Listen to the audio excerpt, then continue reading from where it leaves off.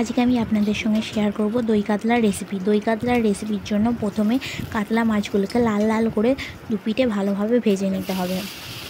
সব মাছগুলো ভাজা হয়ে গেলে একটা মশলা তৈরি করব, যার জন্য প্রথমে তেলেতে কালো জিরে, শুকনো লঙ্কা ফোড়ন দিতে হবে। ফোড়ন দেওয়ার পরে পেঁয়াজ কুচি, টমেটো কুচি দিয়ে হালকা নুন দিয়ে ভালো করে লাল করে ভেজে নিতে হবে।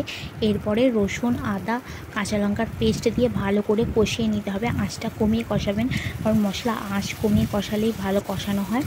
এরপরে একটা পেস্ট তৈরি করব, হলুদ, লঙ্কা গুঁড়ো, জিরে, ধনেও দিতে পারেন, ধনে গুঁড়ো দিয়ে হালকা জল দিয়ে একটা পেস্ট তৈরি করে এই মশলা কষানোতে দিয়ে দিন। তারপরে মশলাটা ভালো করে কষিয়ে নিন, হালকা একটু জল দিতে পারেন এবং এতে চিনিও দিতে পারেন হালকা, যাতে কালার আসে। এরপরে মশলাটা থেকে তেল ছেড়ে দিলে আমি 4 চামচ মতো ফেটানো দই দিয়ে দেবো, ফেটানো টক দই দিয়ে কারণ দই কাতলা তো দই দিতেই হবে। হালকা আঁচে দেবেন, বেশি আঁচে দিলে দই ফেটে যেতে পারে, ফেটে ছানা হয়ে যেতে পারে। তাই হালকা আঁচে দিয়ে আস্তে আস্তে ভালো করে কষিয়ে নেব যতক্ষণ না তেল ছাড়ে মশলা থেকে।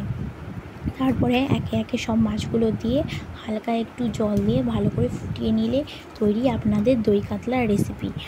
আমার রেসিপিটি কেমন লাগলো আমাকে জানাবেন কমেন্টে, আর আমার ভিডিওটিকে শেয়ার করবেন আরও সবার সঙ্গে, আর আমার চ্যানেলটিকে সাবস্ক্রাইব করবেন, আর আমার পাশে এভাবেই থাকবেন। এর উপরে কয়েকটা কাঁচা লঙ্কা ছিঁড়ে দিয়ে গরম গরম সার্ভ করুন ভাতের সাথে। দই কাতলার রেসিপি অপূর্ব খেতে লাগবে, সবাই খুব ভালো বলবে। তো thank you watching for my video.